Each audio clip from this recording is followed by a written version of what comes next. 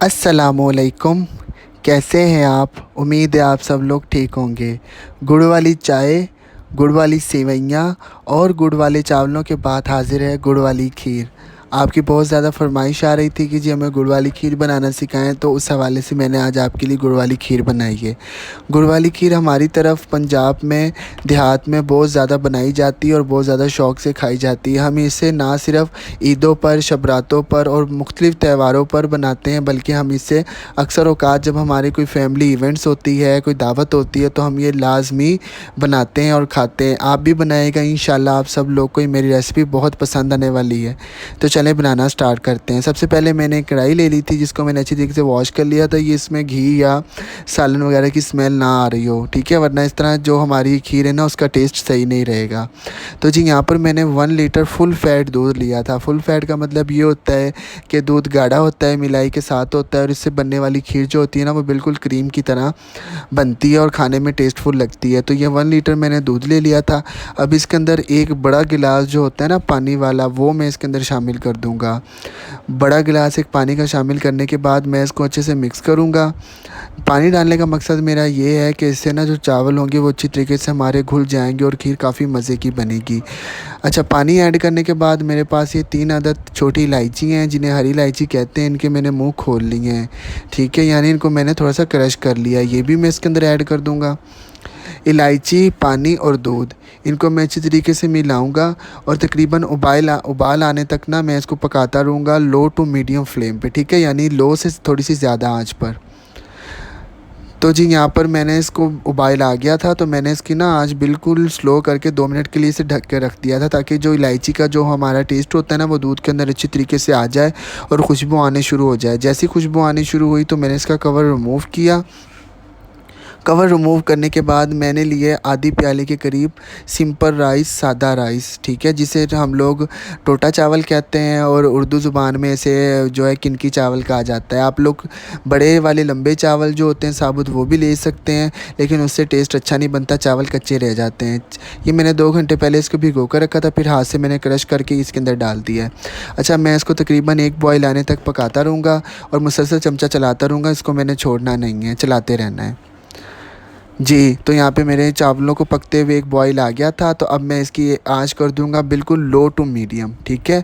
पहले मैं 10-12 मिनट इसको लो टू मीडियम रखूँगा और जब एक और बॉयल आ जाएगा फिर मैं इसको ना हल्की आंच पे कर दूँगा जी। तो यहाँ पे मेरी खीर को पकते हुए तकरीबन 40 से 45 मिनट हो चुके थे, और याद रहे मैंने 3 से 4 बार इसको चेक भी किया था। तो आप इसकी थिकनेस देख सकते हैं, मुझे इतनी थिकनेस ही इसकी चाहिए थी, ठीक है। अगर आप लोग ज़्यादा यानी कि इससे भी ज़्यादा थोड़ी सी गाढ़ी खीर पसंद करते हैं तो आप इसे थोड़ा सा और कुक कर लीजिएगा। यहाँ पर इसको पकाने के बाद ना मैंने थोड़ी सी ठंडी कर ली थी, ठीक है। हमने जब भी गुड़ ऐड करना है तो हम लोगों ने खीर को गरम गरम खीर के अंदर बिल्कुल भी गुड़ नहीं ऐड करना। ये 1 प्याली मेरे पास गुड़ है, ये 1 डली मैंने गुड़ की ली थी, जिसको मैंने छुरी यानी नाइफ़ की मदद से ना अच्छे से ना थोड़ा सा क्रश कर लिया था, ठीक है। इसी स्टेज पर ये देख सकते हैं 1 प्याली बन गई। ये मैं सारी इसके अंदर ऐड करूँगा, लेकिन मैं ना थोड़ी थोड़ी करके इसके अंदर ऐड करूँगा। अच्छा, यहाँ पर मैं आपके साथ एक बहुत ज़बरदस्त टिप्स एंड यानी कि शेयर करने लगा हूँ।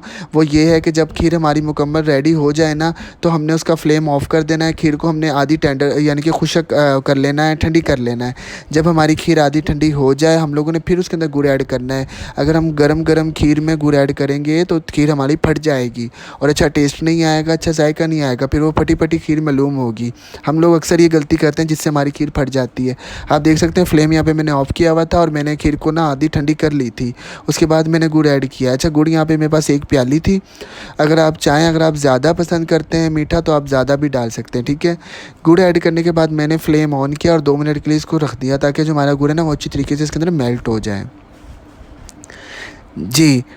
तो यहाँ पे 2 मिनट हो चुके थे इसको हल्की आंच पर पकते हुए, तो मैंने इसको छोड़ दिया था। मैंने कहा था ताकि ना अच्छी तरीके से इसका जो गुड़ है वो मैं ना बिल्कुल इसके अंदर अच्छे से समा जाए, अच्छे से इसके अंदर खुशबू आ जाए गुड़ की जो होती है, और गुड़ का जो टेस्ट होता है वो भी हमें पता चल जाए कितना टेस्ट है। यहाँ पे कम या ज़्यादा आप अपनी मर्ज़ी से कर सकते हैं। अच्छा, ये मेरे पास थोड़े से तो ये ज़ाफ़रान की जिन्हें कहते हैं डंडियाँ कहते हैं, वो मैंने ना पानी में भिगोकर आधे घंटे के लिए रख दी थी। ये मेरे पास सर के गुलाब था। आगे गुलाब तकरीबन 2 टेबल स्पून था। थोड़ा सी मैंने ज़ाफ़रान लिया, थोड़ा सा हल्के गुलाबी डालकर मैं इसको अच्छे से मिक्स करूँगा। इससे मज़ीद इसकी खुशबू है ना इन्हेंस हो जाती है। अच्छा, ये मेरे पास 1 प्याली खोया था, खोया मैंने ये इसके अंदर मैं डाल दूँगा। खोया डालने के साथ-साथ बिल्कुल मैं स्पून को चलाता रहूँगा ताकि जो हमारा खोया है ना, वो इसके अंदर खीर के अंदर मेल्ट हो जाए और अच्छी तरीके से खुशबू इसकी आए और जायका आए। तो जी एक मेरे पास थी कटोरी कह लें गुलाब जामुनों की, तकरीबन ये 2 गुलाब जामुन होंगे जिनको मैंने स्लाइस में काट लिया था। गुलाब जामुन ये भी इसके अंदर ऐड कर देंगे, मुसलसल चमचा चलाते रहेंगे और याद रहे कि जो मेरा फ्लेम है ना वो बिल्कुल लो है। अच्छा, गुलाब जामुन से और खोए से बहुत ज़बरदस्त खीर का टेस्ट आता है, आप यकीन कीजिएगा, आप ज़रूर ऐड कीजिएगा ये दोनों चीज़ें और आप फिर मुझे बताइएगा कि हमारी खीर कैसे बनी। जी जनाब, यहाँ पर हमारी खीर रेडी हो गई है। मैंने इसके अंदर कोई मेवा नहीं डाला, कोई इसके अंदर नट्स नहीं डाले, विदाउट नट्स मैंने बनाए सिर्फ इलायची और मैंने थोड़ी सी मिठाई और वो जो आपको दिखाया यार के गुलाब वो मैंने ऐड किया है। तो जनाब इसको घर पे बनाया, इसको दावत पर बनाया, इसको ईद पर बनाया, तो मुझे फ़ीडबैक ज़रूर दीजिएगा। एंड पर मेरे चैनल को सब्सक्राइब कीजिएगा, वीडियो अच्छी लगी हो तो लाइक कीजिएगा और